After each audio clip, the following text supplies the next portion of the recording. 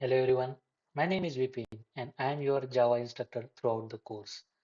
I am going to teach you Java from scratch and just be with me, do my tutorials which I am expecting you that you should do by yourselves.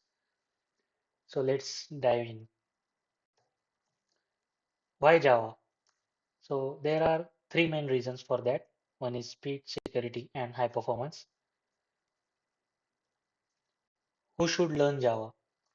Whoever who want to build his career in as a Java developer, as a AI or ML developer, whoever want to become a QA automation engineer and he wants to code in Java, then he should he should go with Java. If you are a student and want to become a career as a Java engineer or Java full stack developer or Java backend engineer or AI engineer, then Java is a perfect language for you. So let's dive into the ocean of coding with me. Catch you in the next one.